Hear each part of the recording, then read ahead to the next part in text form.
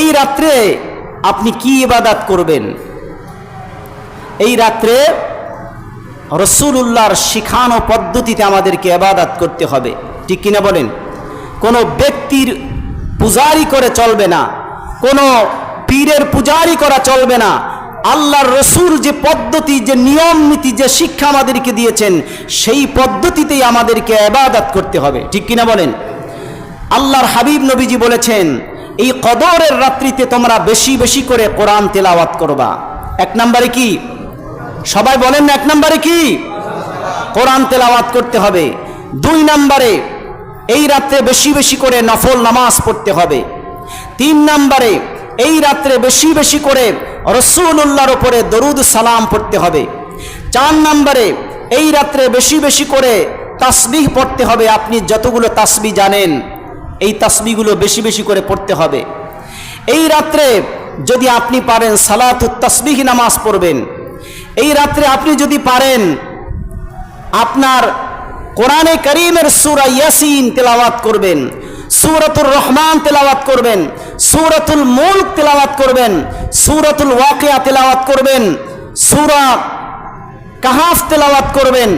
এই বিশিষ্ট সূরাতুল মুজাম্মিল, সূরাতুল মুদ্দাসসির, এই সূরাগুলো আপনি বেশি বেশি করে তেলাওয়াত করবেন এই রাত্রে।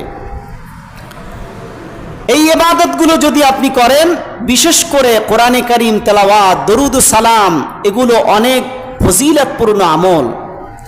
রাসূলুল্লাহ সাল্লাল্লাহু আলাইহি ওয়াসাল্লাম বলেছেন, আল্লাহর কোনো বান্দা যদি আমি রাসূলুল্লাহর উপরে 100 বার দরুদ সালাম পড়ে, ওই ব্যক্তির জন্য সুপারিশ করা আমি রাসূলুল্লাহর জন্য আবশ্যক হয়ে যাবে। আরো জোরে বলুন না সুবহানাল্লাহ। এই রাত্রে আমরা আল্লাহর রসুলের উপরে বেশি বেশি করে দরুদ শরীফ পড়ব, পারবো তো ইনশাআল্লাহ?